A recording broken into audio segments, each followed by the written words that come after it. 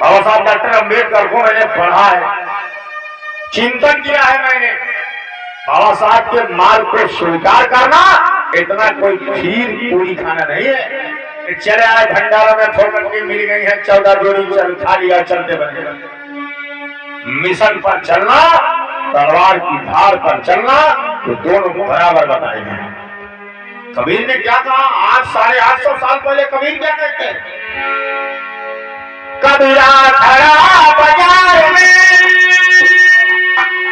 लिए लुकाटी हाथ, जो घर फूके अपना चले हमारे।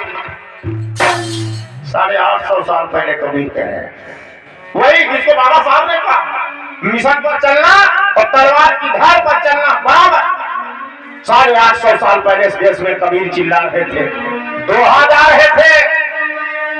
दोहा तो ये कबीर का सौगार बना होगा अपनी जिंदगी में। पूछो जरा कितने लोगों से इसका मतलब मालूम है? गधे के ऊपर किताबें लाद दीजिए तो क्या वकील बन जाएगा? वो तो गधा ही रहेगा।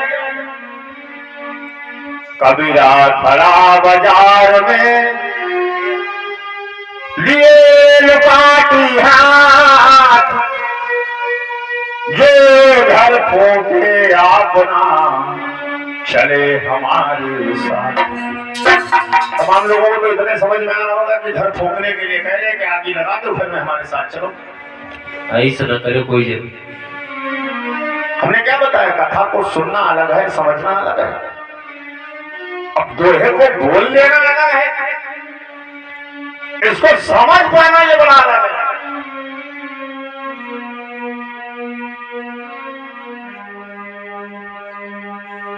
जो घर फूके अपना चले हमारे साथ। मिशन की बात, कारवां की बात है। और जो मिशन पर चलता है उसका घर फूक जाता है। आप चलिए,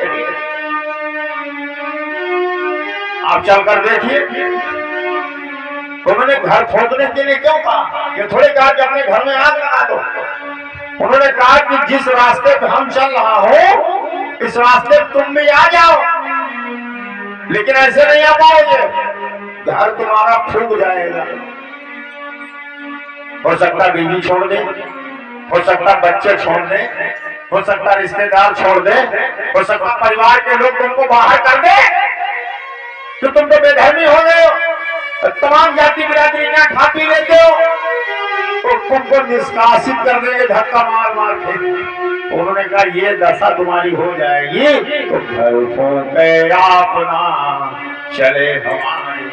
इतना भाई झेलने की शक्ति है, ये सब सहने की शक्ति है, तो फिर हमारे साथ चल दीजिए। एक कबीर के कहने का आशय था। इतनी शक्ति हो तो आप चलिए, और शक्ति नहीं है तो मत चलिए।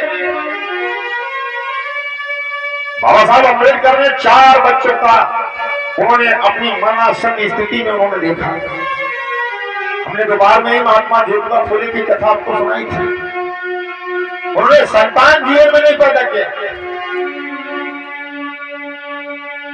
उन्होंने कहा कि अगर हमारी संतानें होंगी तो हमारा मोह हमारी संतानों के प्रति हो जाएगा, इसलिए उन्होंने कहा बच्चे ही पैदा नहीं करेंगे। इतना बड़ा त्यागी, और फिर उन्होंने घर फूकी तो नहीं। तमाम लोग कहते होंगे यार देखो इसके कोई बच्चे नहीं, इसके कोई संतान नहीं, इसका वंश कैसे चलेगा, परिवार। आप आज बिना संतान के रह के देखिए आपको कितनी जिल्लत झेलनी पड़ेगी।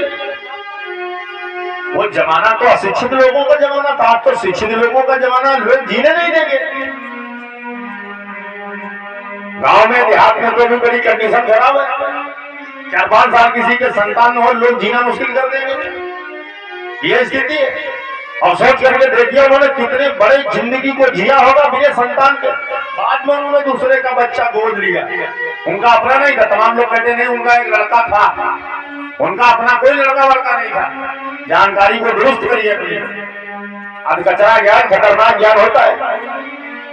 महात्मा ज्योतिबा फूले की पत्नी से पैदा कोई संतान उनकी नहीं थी, एक लड़का उन्होंने बाद में गोद लिया था, जैसे लक्ष्मी बाई ने लिया था। लक्ष्मी बाई के को कहते हैं कि लड़का था, तो उनका लड़का कहाँ था? वो तो गोद लिया हुआ दत्तक पुत्र था।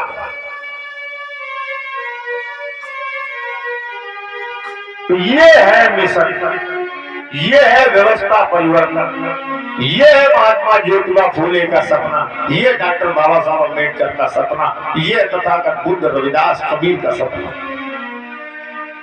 उसमें आपको समस्याएं आएंगी। इसलिए माताओं बहनों मैं आपसे ये निवेदन करता हूं बार बार कि आपका बदलना ही असली बदलना है, आपका जागना ही असली जागना है। पुरुषों का जागना अर्ध जागृत अवस्था है, लेकिन महिलाओं का जागना पूर्ण जागृत अवस्था है। महिलाएं बदलेगी, हमारी बेटियां बदलेगी, बेटियां बदलेगी तो आने वाली संतति बदलेगी। महिलाएं